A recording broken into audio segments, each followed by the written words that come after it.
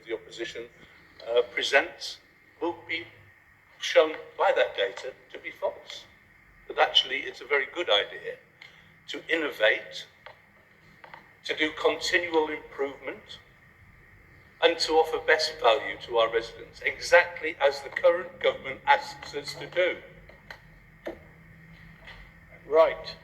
Chair, could I give notice of a motion without notice, please? I think we've got to the point. I refer you to item 14D in the standing orders. I think we've heard the arguments. I think things are getting repetitive. So I think this is the point at which we should vote to refer this motion to Cabinet. Right. You have a seconder. The motion without notice is to refer something to the Cabinet or committee. If passed, the matter shall stand immediately deferred and shall not be further considered at the meeting. I do not propose to take an extended debate on this motion. However, I already had Councillor Lentel and Councillor Williams wanting to speak. Do I have any others wanting to speak? I emphasise that we are now debating a motion to take this matter directly to Cabinet. We are not any longer debating the substance of the motion put originally. Councillor Williams first. Thank you very much, Chair. In that spirit, the leader just asserted in moving this motion that there was no new information to be put forward on this topic. I would like to oppose her motion by pointing out that there is new information to put forward on this topic. For example, much emphasis has been laid in the case that the administration has made about the supposed savings, which was 300,000, 500,000, now it's 700,000. It's very difficult to keep up.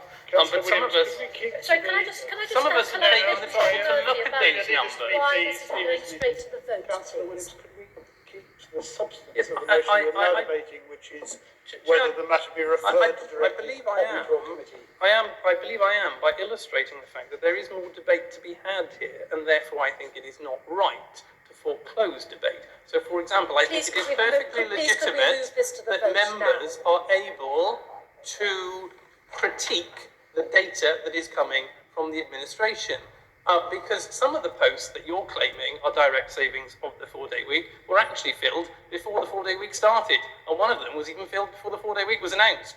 So I think there's plenty of time for debate here about the spurious data that we're being given to justify this policy. I've looked into it, maybe you haven't, but some of those posts you're claiming were filled before the trial even started.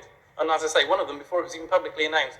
So please, stop using figures that just do not bear any relation to reality, and I think it is vital that we continue the debate and we are able to bring all of this out into the public domain. We are debating a motion under 14D. We are not debating a closer motion. That would have been an option, but that is not the debate we are now having. So, does anyone else wish to contribute to the debate on 14D? I have Councillor Lentel.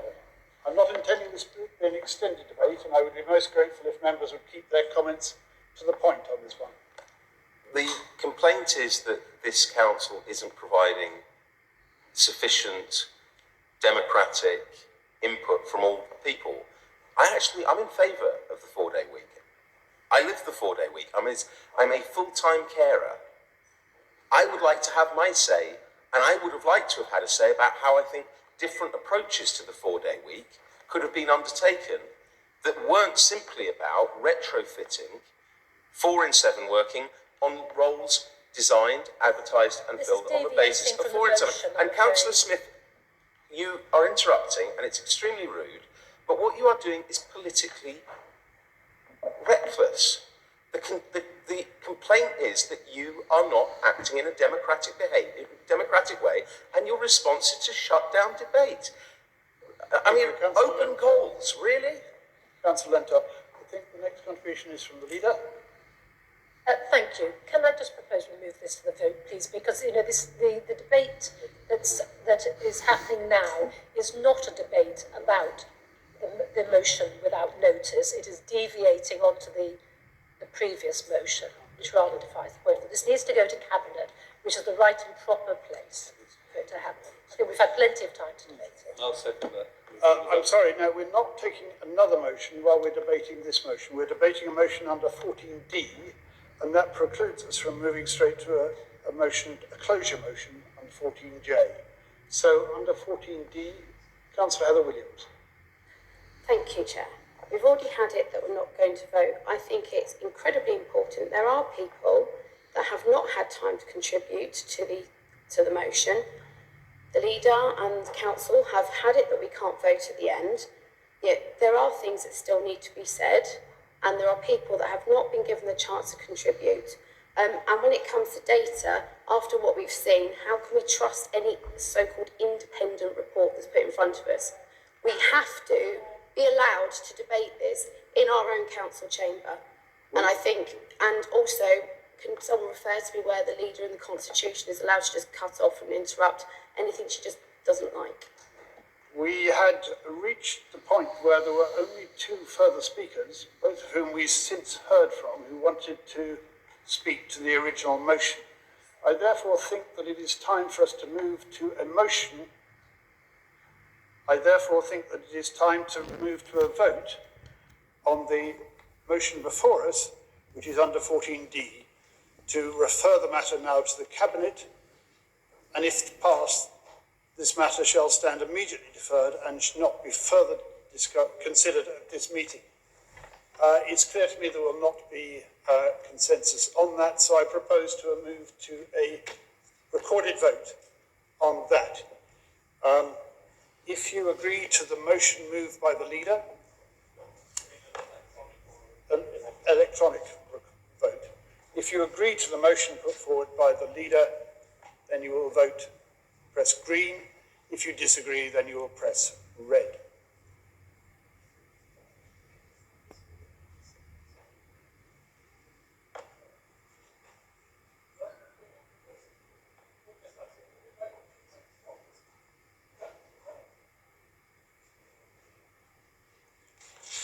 So, on the question, has everyone who wishes to now voted? I think so, a certain number have left us.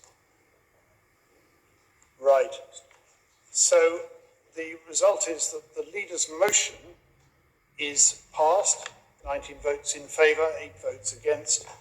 The matter is now referred to the Cabinet, and there shall be no further consideration at this meeting. I'm therefore going to move to Good the grief. last